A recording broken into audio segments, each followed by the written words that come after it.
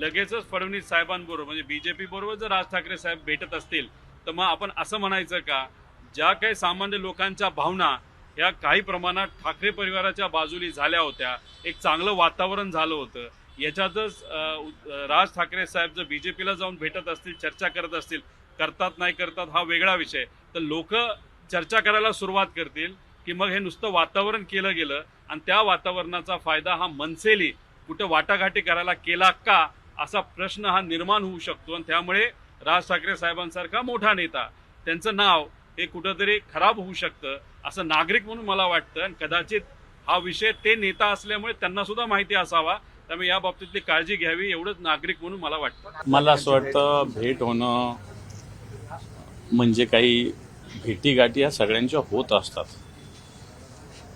आपण फार मत व्यक्त करणं हे घाईचं होईल. शिवसैनिकाच्या भावना तर आम्ही सातत्यानं सांगत आलेलो आहे.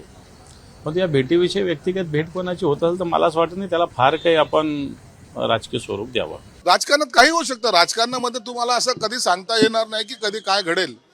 म्हणून एक पक्ष जो तो वाढवण्यासाठी किंवा पक्षाची मजबूती आणण्यासाठी अशा ह्या युत्या कराव्या लागतात. आणि मला वाटतं राज साहेबाला पहिल्यांदा सुद्धा आम्ही ऑफर दिली होती, आजही आमची ऑफर आहे.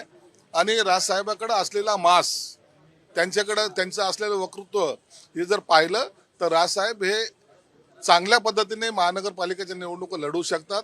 त्यांनी सोबत यावं अशी आमची सुद्धा त्यांना विनंती राहील. राजकारणात सगळे नेते एकमेकांशी भेटत असतात. त्याच्या मागचा उद्देश काही या महाराष्ट्राचा विकास हाच उद्देश असतो आणि त्याच्यामुळे एकमेकांना भेटतात ते.